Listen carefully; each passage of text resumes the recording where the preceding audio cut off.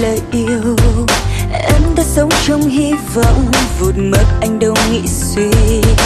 Sẽ chẳng tiếc thương mong chờ, đành chôn vùi bao quá khứ. Ngày ấy cứ ngỡ đắm say một đời, nào hay tình anh đổi trao.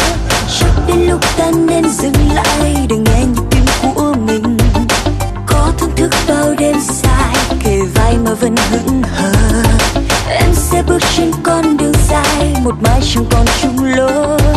Và đốt cháy hết yêu dấu hôm nào mà anh vô tâm đánh mãi. Mình thương tiếc gì khi ân tình xưa đã mãi mãi ra tầm tay. Tình yêu kéo chi mà hôn hôn kênh nhạt phai vì ai thay đổi. Thời gian sẽ qua, thôi ta lặng im để xóa đi bao vết thương. Còn vương vấn chi thôi lo gần mi, tìm cho ta đã lối riêng của mình. Anh còn bạn đi một con tim để hững hờ, không thể không bước đi để chia ly thật bất ngờ. Em sẽ thôi vì anh sẽ thôi có một mơ.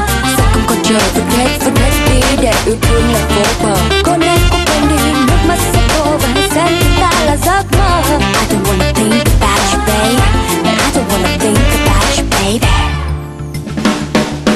Xin cho em giây phút yên bình, đừng nói thêm chi lời yêu. Em đã sống trong hy vọng, vụt mất anh đâu nghĩ suy. Sẽ chẳng tiếc thương mong chờ.